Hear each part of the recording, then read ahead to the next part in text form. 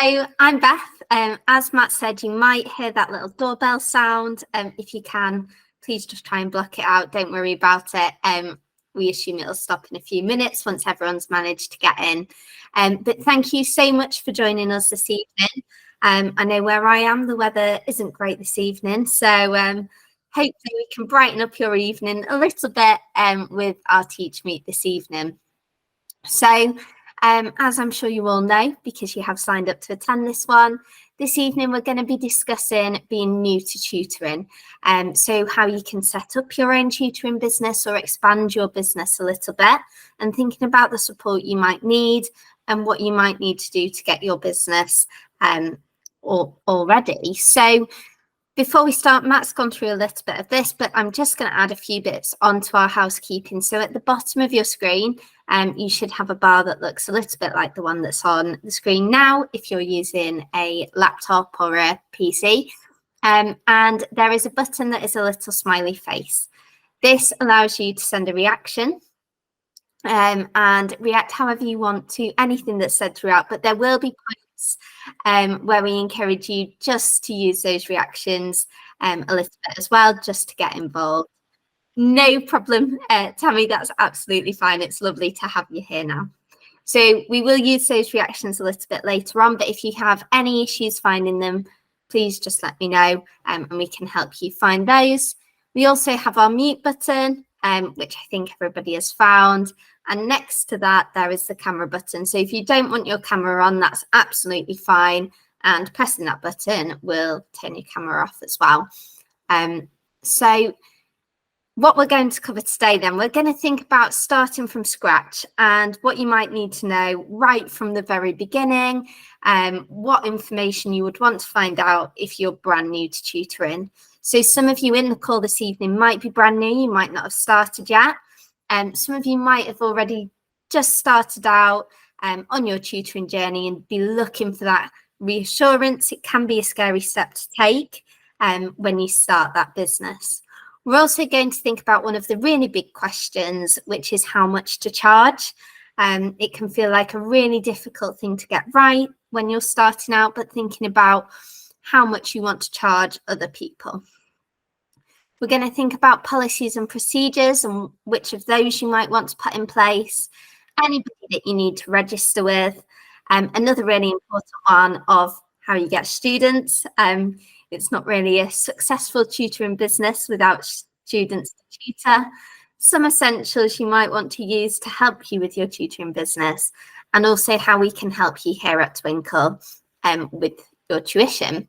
So I should have introduced myself a little bit earlier, but as Matt said at the start, I'm Beth, and I am the segment manager for private tutors here at Twinkl. But before joining Twinkl, I worked as a private tutor myself for around 8 years, mainly face-to-face, but then I did switch to working online through lockdowns as well, like many other tutors did. And had to adapt to working online in that period. And also many teachers, educators, everybody really had to switch to being online during that time. So we're now going to use those reactions and see what experience we've got here. So how long have you been tutoring? There's no right answer, no wrong answer. If you've not started yet, that's absolutely fine. A good mixture. So we seem to have both ends. We've got people that haven't started yet, people that have been doing it more than 2 years, a few that have been doing it for about less than 1 year now. A good mixture. That's fine. Well, we have the chat box as well, as Matt pointed out earlier. So we have that right in the corner. I can see people putting messages in there already. But if you do have any questions, feel free to post them in. We love the community that we have here as well with the tutors we have at Twinkl. So if you have an opportunity to give support, if someone asks a question and you know the answer, feel free to respond to that. Feel free to share your own ideas and your inspiration as well, because tutoring and having a community is a really great way to support each other and help each other grow. So we're going to think about starting from scratch. So I know a few people said that they hadn't started just yet. And when you're starting up, you've not started yet, and you want to start your own business, there are so many things that you think you might want to consider, and it can feel a little bit overwhelming. But we've got a starting your tuition business checklist, which I've put an image of at the bottom here. And as Matt said, it will be sent out on a document within the next 48 hours. That goes through everything you might want to include and put those things, just the things you might want to think about when you're starting at the beginning. So the first thing that you really need to think about is what subjects you're going to tutor and what age groups you will be tutoring that to, because you can't start to market your offering if you don't know exactly what you're offering. And tutors are all lovely people, and it is very hard sometimes to say no, and you can find yourself saying yes and trying to adapt and actually ending up taking on more than you were prepared to or more than you feel comfortable with, which in the long term isn't going to be sustainable for you and your business. It's important to think about when you're going to work as well. So a lot of tuition work is after school and at the weekends.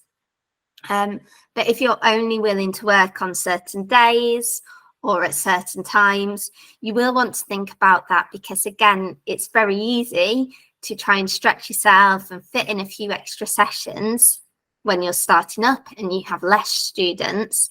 But as you grow and you've got more students taking those places, you want to make sure that it is a sustainable business for you and you don't end up completely burnt out, filling all of your hours with tutoring, because we will touch on it later, but the time you spend isn't just the time you spend with the student. There's a lot of work that goes into your planning and your admin as well.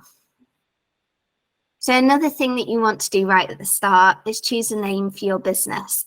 So this name will stick with you really for the time that you have your business. You might change it slightly, you might add things on, but getting your name right at the start can really help you to establish yourself. And there are loads of different things you can think about when choosing your name. So some tutors include their own name and make it quite personal. Some tutors might want to include the subjects or the year groups that they're tutoring or the key stage. But it is entirely up to you what you call your business. But I think one thing that's quite important to think about is just, is it a name that can grow with you? Because it's a lot harder to change your name once you're established. If you've got students that have worked with you, they've gone away because you only do up to the end of Key Stage 2 and they've gone into Key Stage 3, but they can be your sibling who wants to come and join you in 3 years' time. In the meantime, you've kind of rebranded, you've changed your name, you've gone elsewhere. They're then going to struggle to find you if you're known as something completely different. So try and pick a name that can stay with you and stay with you as you want it to. And another thing that's really important is researching what's already out there. Now, if you're choosing to tutor online, it might not be specifically in your area that you're looking. You might want to look at what the offering is online and what other tutors are doing. But if you're choosing to tutor face-to-face, knowing what other tutors are doing in your area can help you with lots of aspects. Firstly, you can make sure you don't have the same name as someone else that's local. That would make it very confusing. Or have a look at what people are charging, what's successful. Are there any gaps? Is there anything that actually would be really beneficial for children in your area, or adults if you're choosing to tutor adults, that isn't currently being offered? It might be that there's an opportunity to start something completely new that nobody is doing yet. So sharing ideas is a great way to get inspiration as a tutor. So I know some of you are already set up as tutors, some of you haven't quite started yet, but you might have already thought about your name. So in the chat box, it'd be great if you could share some of your names. If you've got social media pages, feel free to share those as well. And you can build up that bit of a network straight away. Terrific tuition. I love that one, Kirsty. It's Lovely. Learn with Mrs. G. Lovely. Breakthrough Dyslexia, Word-wise tutoring. So lots of these as well, we can already see have things, they've got names in them, they've got things about what you want to be. Amy, I assume maybe your surname is Wild. I can see your Amy W, and we've got Wild about languages. So there's lots of different things you can do. You can use puns. It's a real way to reflect who you are as well. And I think often, you know, if you're shopping for something and you're looking online and there's loads, sometimes the name of a brand can really catch your eye and become memorable. So similarly, you want your name to stick in the mind of parents. It might be that they're not looking for a tutor right now, but actually in 2 years' time they are. And if they remember seeing your name somewhere, they're going to know to go and have a look at you. Similarly with family and friends, they might not have a need for a tutor themselves, but there are so many places when it comes up. They might be sat in the hairdressers, getting their hair done, having a chat, and someone's saying that they're looking for a tutor, and you want your name or your business name to be the first one that they think of. So thank you to everyone that's shared there. That's lovely. So we're now going to have a think about how much you should charge as a private tutor.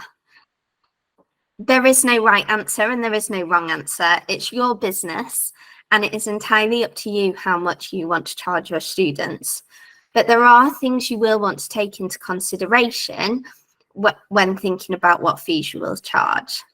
So you don't want to price yourself out of being affordable, but you also don't want to undervalue yourself and charge £5 an hour for something that will be making you work. Well, £5 an hour, you'd be working at less than the minimum wage, but actually there's a lot of work that goes in behind the scenes as well, and it's important to make sure that you value all the time that you're spending.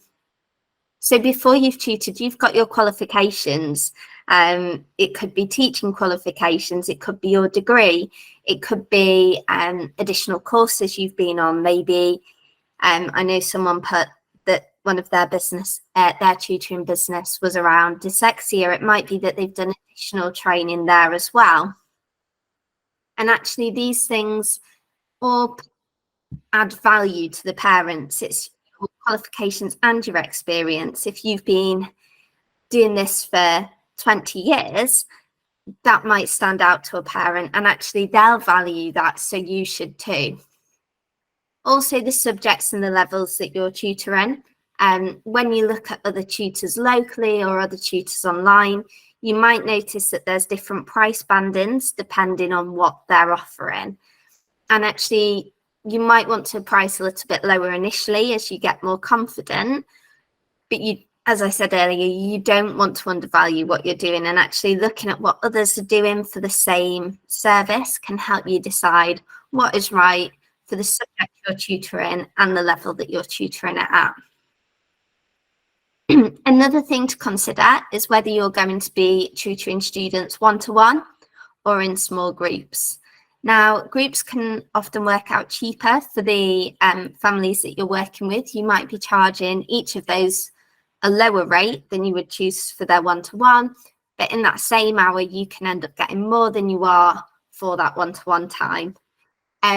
However, it is more admin work. If you've got 3 children in your group, you've got 3 parents, 3 families to liaise with ahead of those sessions. If you've got 5 children in your group, you've got that 5 times over rather than just once with that one-to-one session. So again, you need to take into consideration that there are extra admin responsibilities of running a group, and this might take up a bit more of your time. Similar to that, there is a lot of planning involved with your tutoring. You don't just turn up and start your session straight away. You'll have done some planning in advance, and planning looks different for every tutor. Again, there is no rules about how you have to plan or what planning you should have done. It's entirely up to you how you plan for your sessions. It might be that you get some resources ready. It might be that you build on what that student did from previously, but there will be some time you spend with planning.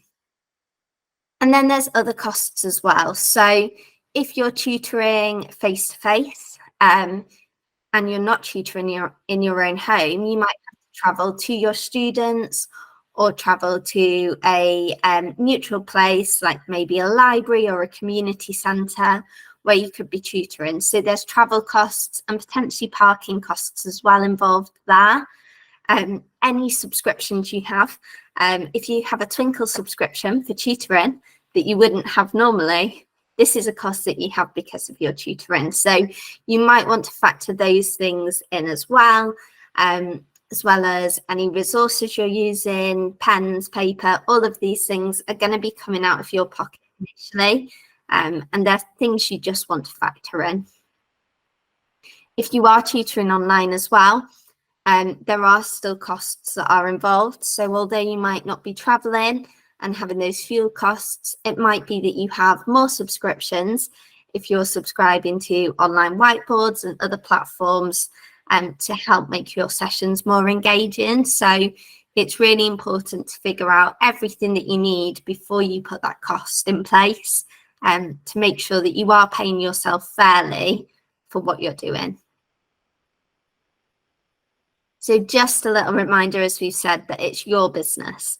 So if you're tutoring full time, this might not be full-time hours. It probably won't be 40 hours a week, but you could be tutoring the equivalent of full-time and having it as your only role. And if that's the case, you need to ensure you're earning enough to live and that you're earning enough for what you need. You are worth the money, and you don't want to undervalue yourself. And we see so many tutors who've started out charging a lower fee and then feel really awkward about having a conversation to increase their fees. But it isn't impossible to increase your fees with notice and informing, really. As long as you tell parents, they will understand that the prices are going to change occasionally. The price of everything changes. And often, I'll use the hairdresser as an example again, but if your hairdresser increases their costs, but you have a really great experience with them every time, you will continue to keep working with them, to keep using them to do your hair. And it's the same with the families that are tutoring you as well. So we're now going to move on to thinking about some policies and procedures, and what policies and procedures you might want to have in place. So it's really important at this point to note that tutoring is an unregulated industry. And what I mean by that is you don't have Ofsted inspecting you as a rule, and there is nothing specific that you need to have in place to start tutoring. Anybody could start tutoring tomorrow. There's no specific qualifications you need or anything else you need in place. But having some policies and procedures in place can help you to protect yourselves as well. And I think the most important ones to get set up initially are some terms and conditions. Now, having your terms and conditions in place from the start is so useful. It avoids having difficult conversations later on, and it allows you to think through what you do in situations that arise, such as absences or holidays. The summer holidays are 6 weeks long, and that's a really long period if all of your students want to take a break for all of that time. But actually having a policy in place, having those terms and conditions, can help you set up what your expectation is for that time. Some tutors don't work at all and their students have that time off. Some tutors would expect their students to attend a certain number of sessions over the summer. Some tutors include retainer fees, and there are lots of different options that you could have, but actually putting those terms and conditions in place can make the running of your business a lot smoother. It means that if there are any situations where something's gone a little bit wrong, it's not just you that's saying yes or no. You've got your terms and conditions to support what you've said, and the families you're working with have agreed to these terms and conditions in the first place. So we do have a terms and conditions template on Twinkl, along with some tips and guidance on things that you might want to consider to include in those terms and conditions. But for lots of tutors, it's a working document. And although you might think you've got the most robust terms and conditions in the world, a scenario then comes up that you've never even considered before. It completely floors you. And actually, it's something that you might then want to add into your terms and conditions to make sure that you don't encounter this same issue again at a later date. Payment is another thing that lots of people include in their terms and conditions. So when payment is expected and how it should be made. For lots of tutors, invoicing is the preferred method, and having those invoices sent out for families to pay in advance of the tutoring. Lots of tutors have the policy that if there hasn't been the payment, there won't be a session. And this ensures that you are being paid for the work that you're doing, and that you don't deliver a tuition session and end up not being paid for it. And actually you've given your time to that. So it's, as I said, it's entirely up to you how you run your business and if you have any policies in place. But some tutors might also want to think about safeguarding and include that in their terms and conditions. As I've already mentioned, holidays, illnesses, absences. There are lots of things that you might want to consider, just to think those through. But does anybody have anything else that they would like to see in terms of support for policies on Twinkl? It is a range that we're adding to. So we've currently got things around GDPR and with safeguarding. So I've just seen your question, Kirsty, with safeguarding. The NSPCC has a fantastic page specifically for tutors that has information about safeguarding. So I definitely recommend looking at that. If you just search NSPCC safeguarding for tutors, it should come up. But in terms of safeguarding, if you're working with children, you want to keep them safe, and you also want to keep yourself safe as well.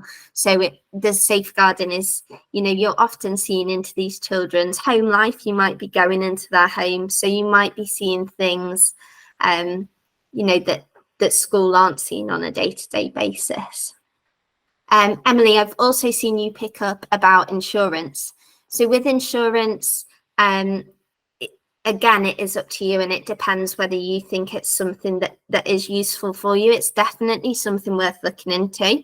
And I'll touch on it a bit later as well. But if you are tutoring from your own home as well, home insurance is one to look at, as some home insurance policies allow you to run a business from home and others won't. So it might be that you need to check on it from your home insurance policy as well. And Barbara, you've asked about GDPR as well. So for tutors, they're often keeping the data of families. You might be keeping phone numbers, email addresses, names, addresses. You might be keeping that information. And if you're keeping data, you need to keep it safe. So we recommend having a look at the ICO, which is Information Commissioner's Office.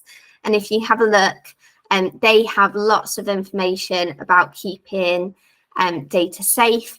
And they do also have a fee that's payable to them. But they have a questionnaire on their website about what you might need to, that you can fill out, and it will tell you if you are required to pay their fee depending on what data you're storing. Which brings us to who you need to register with. So as I've said already, tutoring is unregulated. So as a tutor, there isn't an official body you need to register with that you're a tutor, but you will need to register with HMRC for your business. So you will be, unless you're working through an agency, in which case it might be different, but if you're setting up your own tutoring business, you're going to be a self-employed business owner. So you will need to register that with HMRC. And on their website, there is loads of guidance about how you can set that up, what information you need to give them, and also how you can complete your self-assessment tax return. Because we know that for lots of people, tutors and others who are setting up their own business, it can feel really scary and it can feel really overwhelming. They also run lots of webinars, which are absolutely fantastic. And if you give them a call, it can take a little while to get through to them, but they are able to give you lots of support and advice as well, because everyone's situation is different depending on whether you're tutoring as your only income, you're tutoring alongside another role, how many hours you're tutoring, what your earnings are. There are lots of different factors that HMRC will be able to uncover for you and support you with that.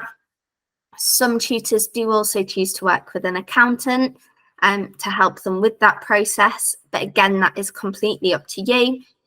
You are able to complete your self-assessment tax return yourself.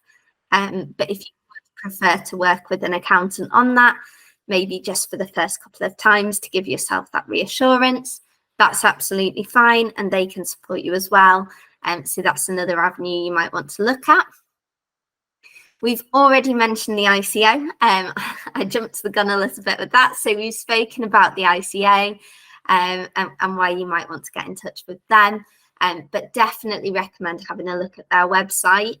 It's all of these things that as a business owner, you want to make sure you're doing properly and correctly, because there can be fines incurred if you're not following the rules. Then consider any insurance you might want to take out. So as I've said, this might look different depending on where you're tutoring, how you're tutoring, whether it's online or face-to-face, what subjects you're tutoring. There are lots of different factors you might want to look into. And then also, as I said, your home insurance. So it's up to you kind of what you do with that, but you might want to just give your home insurance a call if you are tutoring from home to check you are covered with that. Catherine, I've seen your question about an advised level of cover. Tutoring, it's your business, it's entirely up to you. There's nothing that is specifically advised for the level of cover with your insurance. I know lots of tutors in our Facebook community have varying levels as well. So if you are a member of that group, you might want to just ask and see what people have chosen and why, and actually find out if someone's doing something similar to you, and that might then be appropriate for you as well. Because I do understand that all of this information is a little bit overwhelming when you're trying to look into everything at once, and then extra things come in as well. Rosemary asking if you need insurance. Insurance isn't a requirement at all. It's a personal preference. So if you look into it and think it's something that would be useful for you if you're tutoring online, then you can take that out. And the same if you're tutoring face-to-face as well. And Kirsty, for your question as well, I'd recommend taking a look at the HMRC website. They have all the information. It breaks it down as well. They've got guides about how to complete your tax return, and all the information about national insurance and other deductions is on there as well. So you should be able to find that information on their website. So we're just going to take a moment and reflect on what our challenges have been with starting tutoring. If you've not started tutoring yet, it might be a challenge that's stopping you from taking that first step, something that's overwhelming you a little bit. If you have started, I can see some coming through of getting those first students. And I think that's a common thing for tutors. So we will be coming on to that in a second as well. Mrs. J Primary, I've just seen that you arrived a little bit late. You will be able to get these slides afterwards too, don't worry. We will be able to send those out. Yeah, engagement and motivation. I think that's a good point, Barbara, especially when your sessions are in the evening or at the weekend. Students can often want to be doing something completely different. So we will be talking about, we'll move on to talking about marketing and getting your students. Kirsty, yours around students missing lessons. I think that's when we spoke about terms and conditions and thinking about what you want your policy to be on that. Some tutors allow a certain amount of absences each month. Some tutors don't allow any absences, and you've got to keep that session going, whether you're there or not. Lots of people pay for blocks of swimming lessons in advance, and if you can't attend one of those, you often can't get your money back. So again, having that in your terms and conditions can help you with that. Jane, you've put planning. Do you mean the planning that you do for sessions and kind of how you want to run those?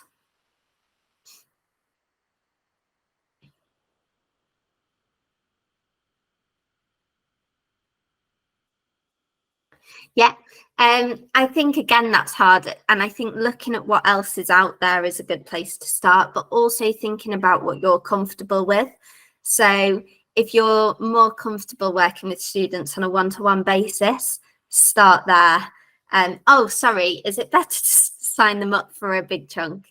Again, it's up to you. Lots of tutors do payment in advance, and that might be monthly, so invoicing monthly in advance, and also having a notice period if a child wants to stop sessions. So rather than just being able to call and say, we're no longer having our sessions with you, they've got to give you 2 weeks notice, for example. So you know those sessions will be coming to an end. And again, that's something to add into your terms and conditions. I've seen you put, what if they don't, Kirsty? And unfortunately, there will always be people that that don't let you know and disappear off the face of the earth. But I think the most important thing is not to take things personally with your business. You've put all of these fantastic things in place. You're delivering a great service to lots of your students, I'm sure all of your students. And if it's not right for some people, that's okay. And accepting that. And as I said, trying not to take it personally and continuing to work with those students who are engaged and wanting to continue working with you. Michelle, I've seen you say it's a little bit daunting thinking about leaving and starting up a business.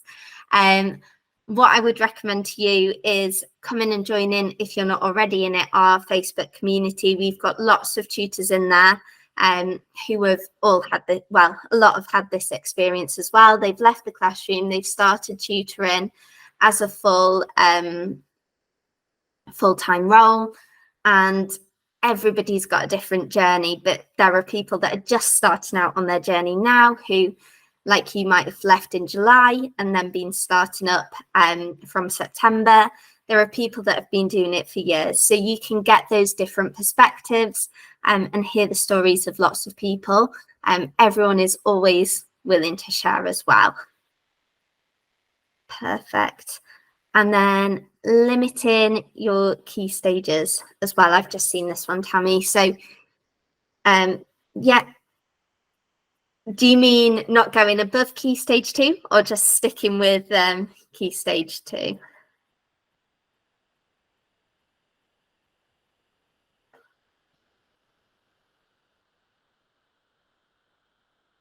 Just waiting to see. If you're only working with one key stage, I don't think you need to feel, no, okay, if you're not working with key stage 2, I think that's absolutely fine. Oh, I've just seen Fiona's visitor as well. How lovely. If you're not working with key stage 2, you don't need to. You don't need to offer everything, and choosing what you're confident with. If you're confident with reception and key stage 1, that's absolutely fine. What some tutors do is build up that community, build up that network, and they might know other tutors that do tutor key stage 2, but don't tutor key stage 1 or reception, so they can have that relationship between each other where they refer students to each other if they don't cover what they're wanting. I think we've seen lots of families struggling with phonics as well, so really thinking about what it is your students need at that point in their education journey, and really being there to support them. But as your reputation builds as well, so will the students that you work with. So, oh, sorry, we're going to move on now. There you go. Vanessa's got the opposite. She's been asked for younger ones when she's trying to work with older students. So I think, as I said, it's being able to have that network around you, and actually, if you know of other tutors, having that relationship where you can recommend each other as well. So one thing that came up a few times, and it does overlap with that, is how do you get those new students? So you might have loads of experience with teaching, and you feel really confident about working with the students, but the marketing side of running your business is a little bit overwhelming, a little bit scary, and that's something brand new that you've not done before. So it's fine to feel nervous about doing something different, but the best way to get new students is putting your name out there. And what's really important to remember is that it can take time. So if you start advertising your business and you don't get any students straight away, please don't worry. It isn't that you're not any good. It isn't that what you're offering isn't great. As we said earlier, sometimes it's just people have seen you at the wrong time. They're not wanting to get a tutor right now, but actually your name's stuck in their head, and in 6 months' time, they are going to come back to you. You can often get leads as well, where people get in touch with you. You then don't hear anything back after you've given them your information. Again, that doesn't mean that what you're offering isn't good enough. And what I really want to emphasize with this is keep going, because that first student you get is the student that can make all the difference. Because our top way to get new students here is word of mouth. And I understand that that's really hard when you don't have those first students because there's nobody recommending you. But what you also have is you have other educators around you who know what a great job you can do. You have families and you have your friends, and actually telling everybody about what you do is the best way to spread the word about it, because you don't know who your cousin knows. And, you know, it might be that they have a friend that's looking for a tutor, and if they don't know what you're doing, they wouldn't even know to recommend you in the first place. But once you have those first students and you're doing a great job with them, it's amazing how quickly they start to recommend. And often tutors can end up being fully booked just by getting into one friendship group or one community group and having that core amount of people that keep recommending themselves as well. So please don't worry if that takes a little while to come, but it does come, and that is your best way to keep growing and to keep building your business as well. There are lots of places online you can advertise and market yourself. So social media is a key place. There are lots of groups that allow you to advertise, local groups, community groups. Lots of people look for groups of parents in certain areas in your local area. And again, putting your name out there. The more you put your name out there, the more people are going to see you and remember your name as well. You don't have to just do this through advertising. If you've got a business page, at certain points of the year, parents might have more questions. If they're wondering about their school report, they've got questions on what came back, and they're a bit confused by that, or maybe the SATs are coming up and they don't quite understand that. So people can ask in these community Facebook groups as well. And it's a nice place for you to be able to offer advice. And actually you're putting that advice and support out there. You're not directly marketing, but again, it's building your reputation, and people will remember your name and remember the help that you gave them. And Fiona's just put as well, she's got students through her Facebook page and through Nextdoor as well. Lots of places like that are free as well to list yourself on. So just putting out your name in as many places as you can. Yeah, after parents' evening as well. I think this time of year can be a little bit tough sometimes because children have just had the time off in the summer holidays. They're settling back into school, and it can be quite a lot to start working with a tutor as well. So instead, having that bit of time to settle into school, they have the first parents' evening, and then parents can sometimes have more of a goal for what they're looking for when looking for a tutor. There are also opportunities to market face-to-face. As I've said, speaking to people, having things like leaflets. Some people have success with leaflets and business cards, going to community centres, community groups, libraries. If you already work with any groups, it might be that there are people there that are willing to take your leaflets, and also some schools will as well, depending on the relationships you have with them. So there are lots of opportunities, and I think the main thing with marketing is don't be afraid to shout about what you're doing to absolutely everybody you meet.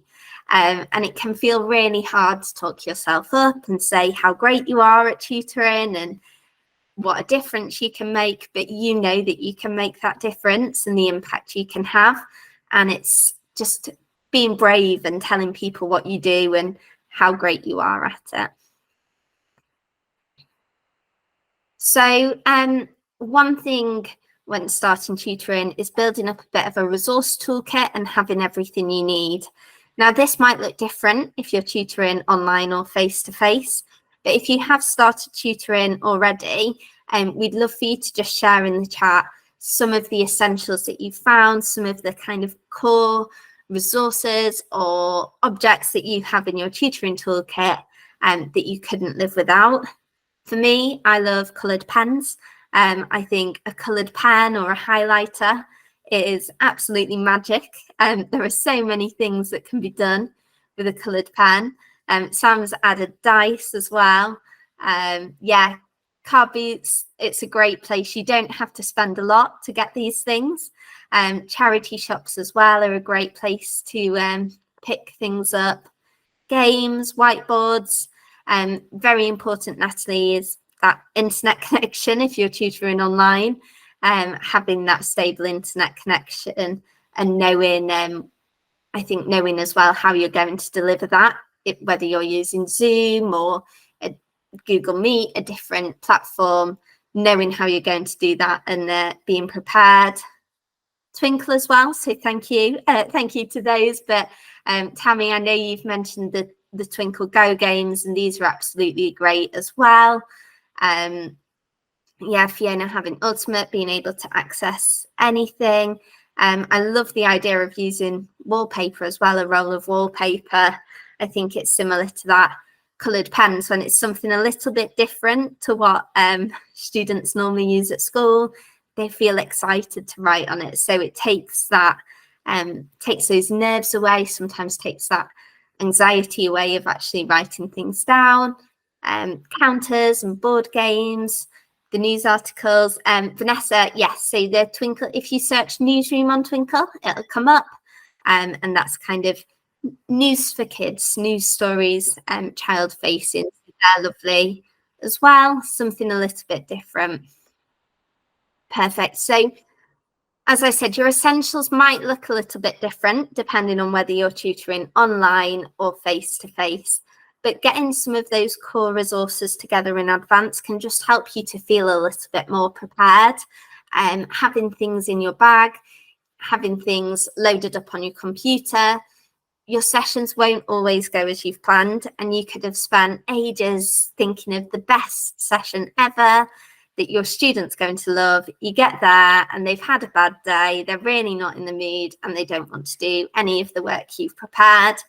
Yeah, you've got something in your bag, you've got some dice, you've got some playing cards, and you can use those to come up with something brand new. And actually, sometimes they can end up being the best sessions that you've had, where your planning's gone out of the window, you've done something completely new, but that student has taken so much away from it when actually they weren't in the headspace to be working right at that time as well. Perfect. So in essentials, lots of people have mentioned Twinkl there. So I'm just going to, if you didn't know already, we do have an area specifically for tutors on Twinkl. And we've got lots of resources there for tutoring online, face-to-face, and also for setting up your business and supporting you as a tutor behind the scenes. So one way to find it is if you have your career set as a private tutor, you'll get a button at the top of your screen that says tutor, and you can click on that and it will take you straight through to our tutor homepage. If you are working in multiple roles and a tutor isn't your primary role, please don't worry about that. You can still leave your career type set to Key Stage 1 or Key Stage 2 teacher if you're working in those. And you can search tutor in the search bar instead. And when you type tutor into the search bar on Twinkl, no matter how you're logged in, it should take you through to our tutor area. There's also a free membership guide and a free taster pack on there, just to give you more of an idea about how Twinkl can support you as a tutor as well. So that is everything. It's a bit of a whirlwind, a bit of a whistle-stop tour. There are so many different things we could cover for getting started as a tutor. So we are currently in the middle of working on a video course that'll be a little bit longer, that covers absolutely everything in more detail. But if we went through everything in maximum detail, I think I'd have you here until Friday night, maybe, going through it all. So we're not going to keep you to cover absolutely everything right now. But if it is something you're wanting to look into some more, as I said, we will have those video courses online soon. And I really recommend finding a community of tutors to network with and have that community around you as well. Yeah. If you do still have questions, please feel free to share those in our group, and we'll be able to come back to you at another time. Kirsty, finding a community of tutors, I mean, you've got one here, but there are lots of social media communities as well, lots of social media groups that you can find by searching tutor or tutoring and finding other people that are doing the similar things. In some areas as well, although it's not tutors specifically, they have small business hubs as well. So if you have a look for the small business hubs, it might be that there's some tutors in there, but it might also be that there are other small business owners, which can be a lovely way of meeting other people that are doing similar things to you, even if they're not exactly tutoring.